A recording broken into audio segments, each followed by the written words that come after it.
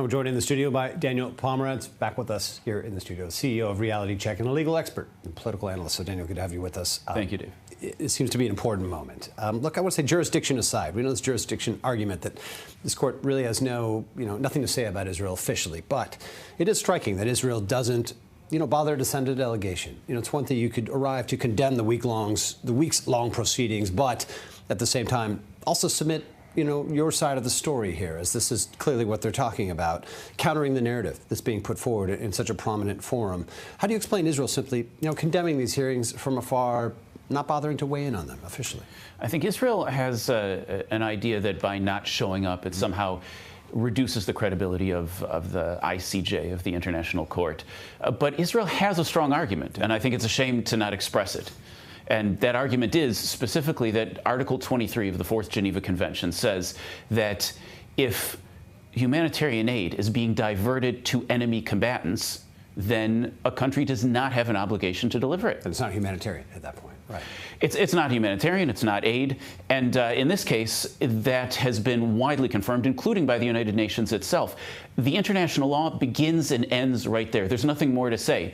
From the point of view, if you're concerned about Palestinians, why would you want to deliver aid that never gets to Palestinians? And if you're concerned about Israel, you've got to face the fact that Israel, up until March, has been essentially funding both sides of this conflict, providing Hamas with resources that it can either sell for funds or that it can use directly, such as fuel that power its rockets, and at the same time funding the IDF. You can't win a war when you're funding both sides. No, it's been a truly unique, often maddening series of equations here. Yes, Israel has been supplying the enemy as it attacks them.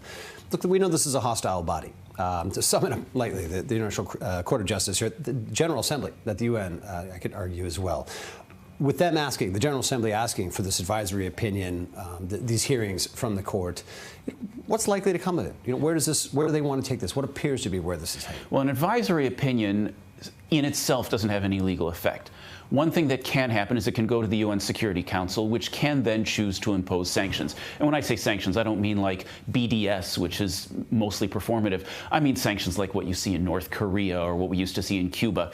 Now, that is not likely to happen in the near future because the United States would likely veto such a resolution under this administration, although a few years from now, if that advisory opinion is still available, it may end up being enforced later.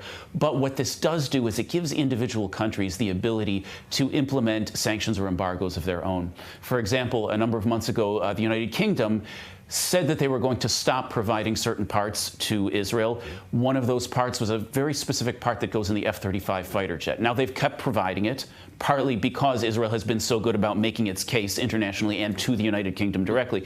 But that particular part wears out every few months, which means that if you have a few months of not getting that part, you no longer have an Air Force, or at least not the F-35s. And there are similar parts in tanks and other planes, and these kind of parts can only be made in a few factories in the entire world. It's not something you can pick up at the hardware store. Yeah. So there is a real possibility to limit the IDF's freedom of action simply through these diplomatic kinds of lawfare. And we're yet to see exactly how inclined some of these countries are. You mentioned the UK, Germany, others, prominent countries across Europe that are providing this kind of military equipment to us. Look, what is Israel doing? You mentioned this maybe a bit of a success story here for Israel with the UK, holding off on getting them to hold off at least on any of these what appear to be punitive measures. But this is a part of a wider campaign of lawfare going on against Israel right now, and certainly since October 7th, since the attacks throughout this war. What is Israel doing at large as we see, not really participating in this series of debates and hearings going on here? So, how do you see the bigger picture of Israel, telling its side of the story in the prominent venues such as this? Israel honestly could be doing that a lot better, because Israel does have a very positive story to tell, but it doesn't always make it out there. One example is recently the Israeli Foreign Ministry decided to not attend the funeral for the Pope. Now, in fairness, the Pope said a lot of things that were objectionable about Israel, but part of the reason that happens is because Israel was not communicating with the Pope. And he's been the Pope a long time. There was more to his legacy, you could argue. Yeah. Well, yeah, that as well, but also communicating with the Pope would perhaps have changed his mind. Showing up at the funeral is an opportunity to interact with people around the world, including people who are a part of these proceedings today, people who are involved in this advisory opinion, people who are giving testimony. They're all at the Pope's funeral. That's where Israel should be, speaking to those people, making our case.